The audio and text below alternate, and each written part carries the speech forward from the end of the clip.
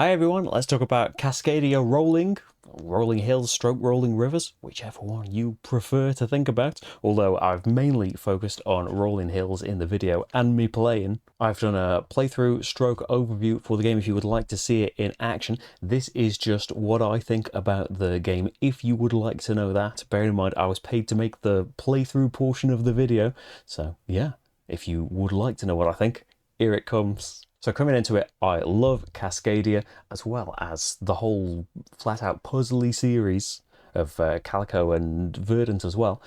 I love roll and write games, so the prospect of it was pretty exciting just to begin with. And I think, like, not just as transforming Cascadia into a roll and write game, which one of the maps specifically does represent that, with the animals wanting to be, in straight lines and in pairs and stuff, just like they do in the main game of Cascadia. But it is great at bringing that feel across and transforming it into kind of loads of different roll and write mechanisms. The core thing of rolling the dice, collecting the animals, filling in the habitat cards is the same, but then the concept of taking, fill in this number in this type of habitat and completely changing what that means across the various paths is such an amazing touch. So it's not like it's four completely separate games, but it brings very different feels to the games that you're playing. Even if you stuck with the same sheets for all of your games, you have got differences in the habitat cards that will come out, the order in which they will come out, the completion cards, which is a really amazing touch as well, enticing you into certain habitat cards because they will get you a particular bonus, maybe more animals to fill in but less control. The discounts as well, we only had one in the playthrough, but a great one is pay 2 nature tokens and reduce the cost by any 3 animals.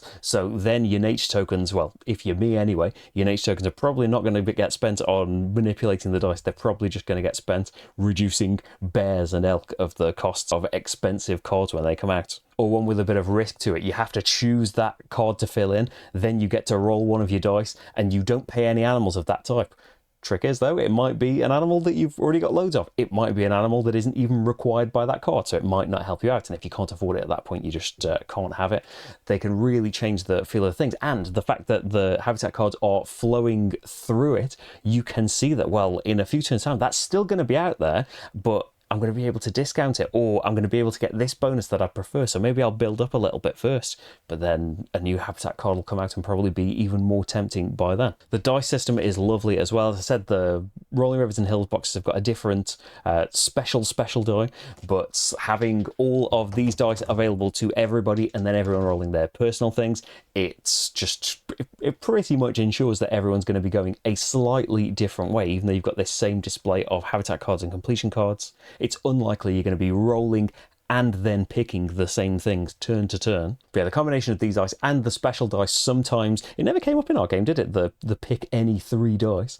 But yeah, getting to reroll your personal dice, getting wild cards on there, it can really change up the things that you pick. But one of the biggest pluses for me is all of these different sheets that fundamentally change how you score points and fill things in, and the complexity of the game. Like, it's got a family mode included as well, so you can strip down the rules even more. But going from the simpler things, so I've paid all of the animals to fill in this card, that means it's a mountain card. I can write the number 3 in the top mountain space. I'm going to get 3 points at the end of the game.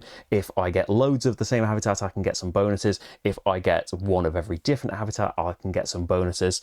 It's a lot more simple. Going to what we did in the playthrough, a 2-star one, that means, I can fill in 3 mountain hexes starting from the middle, getting points, getting different bonuses. There are landmarks introduced that getting a load of different types gets you bonuses, getting a load of the same type gets you different bonuses, all the way up to the top complexity. Now the animals you paid makes a difference because, hey, it's mountain 3, I can fill in 3 mountain spaces with letters relating to animals that I paid on the card itself. So that can make a big difference as well, especially if you have changed what you paid for that card. Still unlocking bonuses. There are loads of points available for regions this time. You want to fill in the regions with the same kind of wildlife. And I know I said I was mainly talking about hills, but Kickstarter is for both of the things.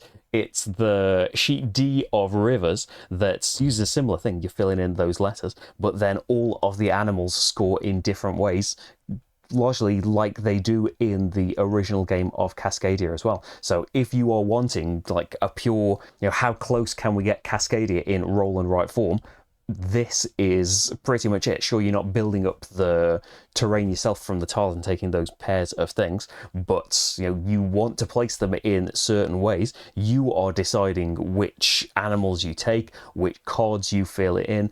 Once you have filled in that card, which letters you fill in and where. So there are some differences, but it's really getting across that puzzly nature and the different ways that the animals score from the original game, and it is so good at it.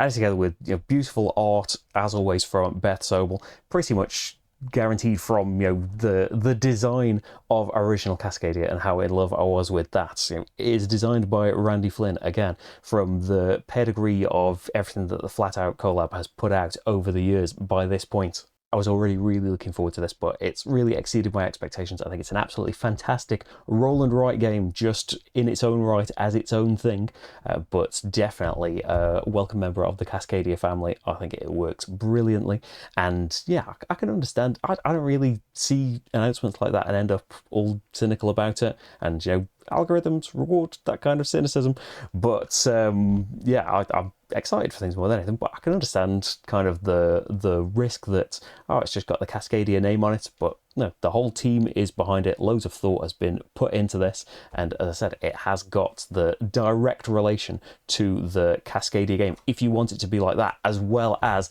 a load of variations and different ideas spinning off of the system too. You can see the playthrough if you want to see it in action though.